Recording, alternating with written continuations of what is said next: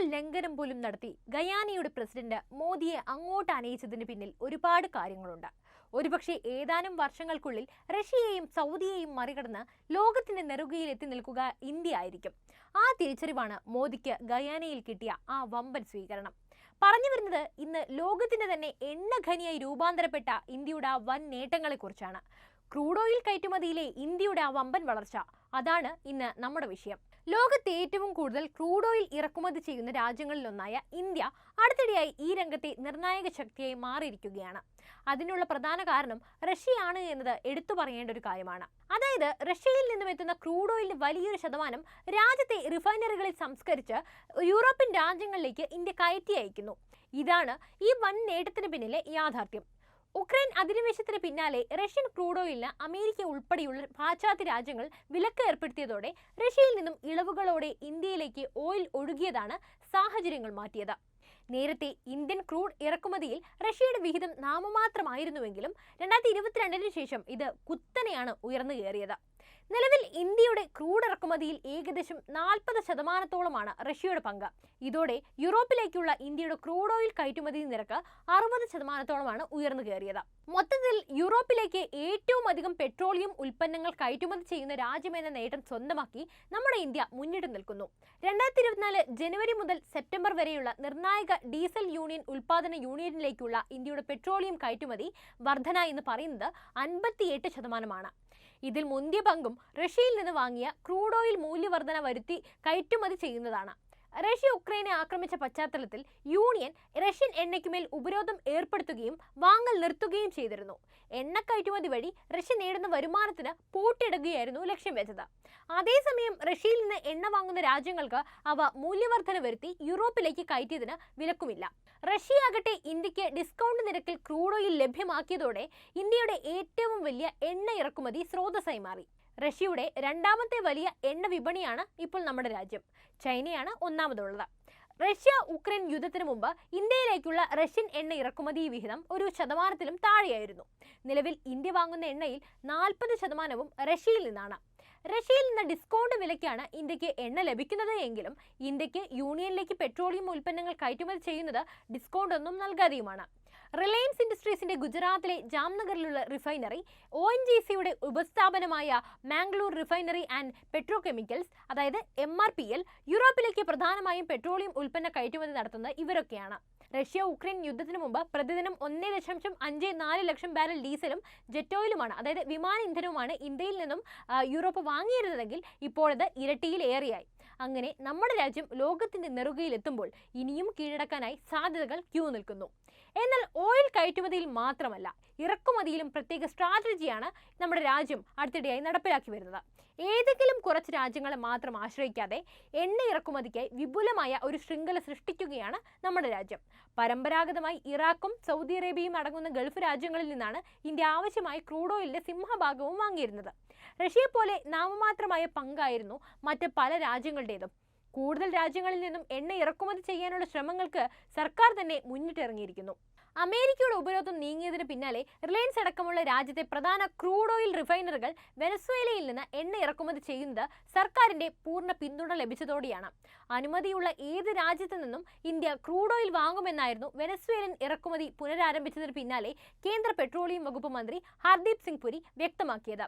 പ്രധാനമന്ത്രി നരേന്ദ്രമോദി നിലവിൽ നടത്തിക്കൊണ്ടിരിക്കുന്ന നൈജീരിയ, ബ്രസീൽ, ഗയാന സന്ദർശനങ്ങളിലെ പ്രധാന ചർച്ചാ വിഷയവും ക്രൂഡ് ഓയിൽ തന്നെയാണ്. 17 വർഷത്തിന് ശേഷമാണ് ഒരു ഇന്ത്യൻ പ്രധാനമന്ത്രി നൈജീരിയയിലേക്ക് എത്തുന്നതെങ്കിൽ ഗയാനയിലേക്ക് അത് 1996 ശേഷമുള്ള ആദ്യ സന്ദർശനവുമാണ്. നിലവിൽ വലിയ തോതിൽ ക്രൂഡ് ഓയിൽ ഉൽപ്പാദിപ്പിച്ചുകൊണ്ടിരിക്കുന്ന ആഫ്രിക്കൻ രാജ്യങ്ങളുമാണ് നൈജീരിയയും ഗയാനയും എന്നതാണ് മോദിയുടെ സന്ദർശനത്തിന്റെ പ്രാധാന്യം വർദ്ധിപ്പിക്കുന്നത്.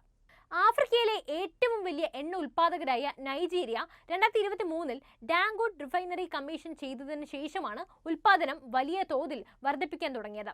കൂടുതൽ വിശ്വസനീയമായ എണ്ണ വിതരണ ശൃംഖലകൾ സ്ഥാപിക്കുന്നതിന് പ്രധാനമന്ത്രിയുടെ സന്ദർശനം ഊന്നൽ നൽകുമെന്നാണ് ഒരു മുതിർന്ന ഉദ്യോഗസ്ഥനെ ഉദ്ധരിച്ചുകൊണ്ട് ബിസിനസ് സ്റ്റാൻഡേർഡ്സ് റിപ്പോർട്ട് ചെയ്യുന്നതും. കഴിഞ്ഞ 2 വർഷത്തെ കണക്ക് പരിശോധിക്കുകയാണെങ്കിൽ നൈജീരിയയിൽ നിന്നും ഏറ്റവും കൂടുതൽ ക്രൂഡ് ഓയിൽ വാങ്ങുന്ന രാജ്യം ഇന്ത്യയാണ്.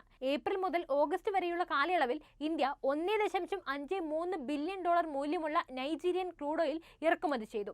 ഇതിലൂടെ ഇന്ത്യയിലേക്ക് ക്രൂഡ് ഓയിൽ ഇറക്കുമതി ചെയ്യുന്ന രാജ്യങ്ങളുടെ പട്ടികയിൽ നൈജീരിയ 8ാം സ്ഥാനത്താണ് എത്തി നിൽക്കുന്നത്. വരും വർഷങ്ങളിൽ നൈജീരിയയിൽ നിന്നുള്ള ഇറക്കുമതി ഇന്ത്യ കൂടുതൽ ശക്തമാക്കുകയും ചെയ്യും. ഇന്ത്യൻ സ്ഥാപനങ്ങൾ നൈജീരിയയിൽ ശക്തമായ സാന്നിധ്യമായി മാറുന്നുണ്ട് എന്നതാണ് ഇതോടൊപ്പം ശ്രദ്ധിക്കേണ്ട മറ്റൊരു കാര്യം.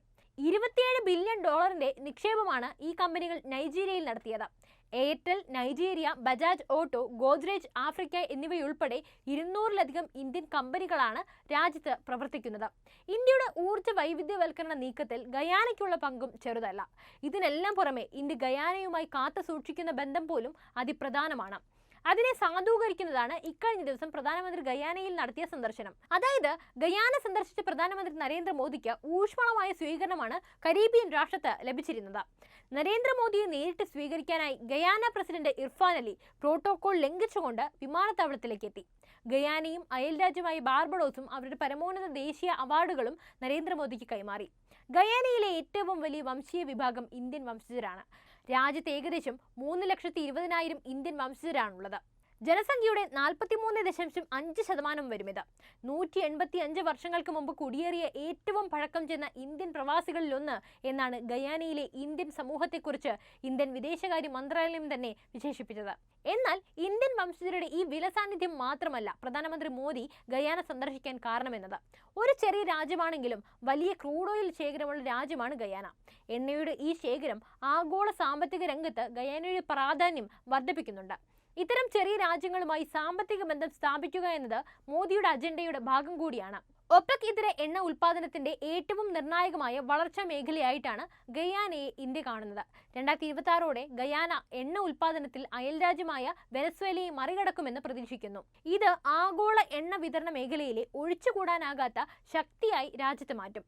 ലോകത്തെ ഏറ്റവും കൂടുതൽ ക്രൂഡ് ഓയിൽ ഇറക്കുമതി ചെയ്യുന്ന രാജ്യങ്ങളിലൊന്നായ ഇന്ത്യയെ സംബന്ധിച്ച് ഈ സാഹചര്യത്തിൽ ഗയാനയുമായി വളരെ അടുത്ത ബന്ധം സ്ഥാപിക്കൽ ഗുണകരവുമാണ്. ഗയാനയിൽ നിന്നും കൂടിയ അളവിൽ ക്രൂഡ് ഓയിൽ എത്തുകയാണെങ്കിൽ അത് ഏറ്റവും വലിയ തിരിച്ചടിയാകുക പരമ്പരാഗത ക്രൂഡ് വ്യാപാരികളായ അറബ് രാഷ്ട്രങ്ങൾക്കായിരിക്കും. റഷ്യയുടെ വരവോടെ തന്നെ ഇറാഖും സൗദി അറേബ്യയും ഇന്ത്യയിലേക്ക് അയക്കുന്ന ക്രൂഡ് ഓയിലിന്റെ അളവിൽ വലിയ ഇടിവാണ് ഉണ്ടാക്കിയിരിക്കുന്നത്. ക്രൂഡ് ഓയിൽ ഗയാനയുടെ സമ്പദ് വ്യവസ്ഥയെ മാറ്റിമറിക്കുമെന്ന കാര്യത്തിൽ സംശയവുമില്ല. ഇത് ഇന്ത്യയിൽ നിന്നുള്ള പ്രധാന കയറ്റുമതികൾക്ക് ലാഭകരമായ വിപണി അവസരങ്ങൾ തുറന്നിടുന്നു. സമീപ വർഷങ്ങളിൽ ലോകത്തിലെ ഏറ്റവും വലിയ GDP പ്രതിശീർഷ വളർച്ചയാണ് ഗയാന നേടിയത്. 2023-ൽ 33% ഗയാനയിലെ GDP വളർച്ച. 2019 ഡിസംബറിലാണ് ഗയാന എണ്ണ ഉൽപാദനം ആരംഭിക്കുന്നതെങ്കിൽ 2021-22-ൽ $148 മില്യൺ ഗയാനീസ് ക്രൂഡ് ഓയിലാണ് ഇന്ത്യ ഇറക്കുമതി ചെയ്തത്. ഓയിൽ ആൻഡ് നാച്ചുറൽ ഗ്യാസ് കോർപ്പറേഷന്റെ വിദേശ ഓപ്പറേറ്റിംഗ് വിഭാഗമായ ONGC ഗയാനയിൽ ക്രൂഡ് ഓയിൽ പരിവേഷണ മേഖലയിൽ പ്രവർത്തിക്കുന്നുണ്ട്.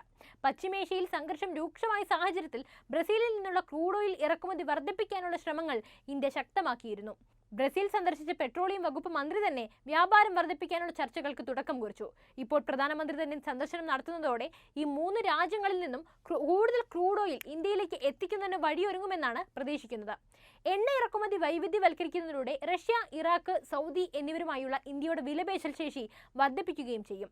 ന്യായമായ ഇടപാടുകൾക്ക് തയ്യാറായില്ലെങ്കിൽ ഈ രാജ്യങ്ങളിൽ നിന്നുള്ള ഇറക്കുമതി കുറയ്ക്കാനും മറുവശത്ത് നൈജീരിയ, US, ബ്രസീൽ ഉൾപ്പെടെയുള്ള മറ്റ് രാജ്യങ്ങളിൽ നിന്നുള്ള വ്യാപാരം വർദ്ധിപ്പിക്കാനും സാധിക്കുകയും ചെയ്യും.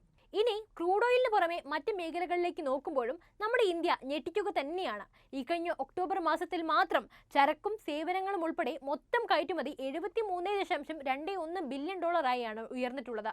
മുൻ വർഷത്തെ അപേക്ഷിച്ച് 17.23% വളർച്ചയാണ് രേഖപ്പെടുത്തിയിരിക്കുന്നത്. പെട്രോളിയം ഇതര ഉൽപ്പന്നങ്ങളുടെ കയറ്റുമതിയിൽ 25.63% വർധനമാണ് രേഖപ്പെടുത്തിയത്. ഏകദേശം $34.61 ബില്യൺ കയറ്റുമതിയാണ് ഒരു മാസത്തിനിടെ നടത്തിയിരിക്കുന്നത്. ജ്വല്ലറി കയറ്റുമതി നോക്കിയാൽ 27.68% വർധനവോടെ $31.36 ബില്യൺ എത്തിയിരിക്കുന്നു. അങ്ങനെ കയറ്റുമതിയുടെ ഒരുപാട് മേഖലകളിലാണ് നമ്മുടെ രാജ്യം മുന്നിട്ട് നിൽക്കുന്നത്. അപ്പോൾ ഈ വിഷയത്തിൽ നിങ്ങളുടെ അഭിപ്രായം എന്താണ്? തീർച്ചയായും എന്ത് തന്നെയായാലും കമന്റ് ചെയ്യൂ. അതോടൊപ്പം വീഡിയോ ലൈക്ക് ചെയ്യാനും ഷെയർ ചെയ്യാനും ശ്രദ്ധിക്കുമല്ലോ.